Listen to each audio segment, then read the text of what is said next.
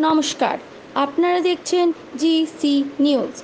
বাঁকুড়ার তৃণমূলের লোকসভা প্রার্থী সুজাতা মণ্ডলের সমর্থনে একটি জনসভা করেন তৃণমূল কংগ্রেসের রাজ্য মুখপাত্র ও তৃণমূল ছাত্র পরিষদের সহ-সভাপতি সুদীপ রাহা মহাশয়। এই সভায় উপস্থিত ছিলেন বাঁকুড়ার MLA অলোক মুখার্জি, ব্লক সভাপতি কালিদাস মুখার্জি, বীরভূম তৃণমূল ছাত্র পরিষদের জেলা সভাপতি বিক্রমজিৎ সাউ মহাশয় ও অন্যান্য নেতা নেতৃত্বরা।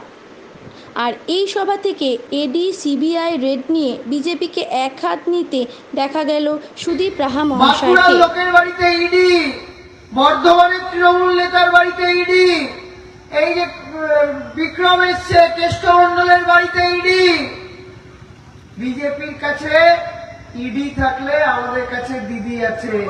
ইডি দিয়ে হবে না, দিদি দিয়ে লড়াই হবে।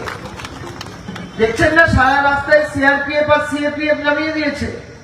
ভাবছে CRPF নামিয়ে দেব, কালিদাস দা ভয় পেয়ে যাবে, মহাদেব দা ভয় পেয়ে যাবে, অলোক দা ভয় পেয়ে যাবে, আর কেউ ভোট করবে না। বলো, তোমার বন্দুকের চেয়ে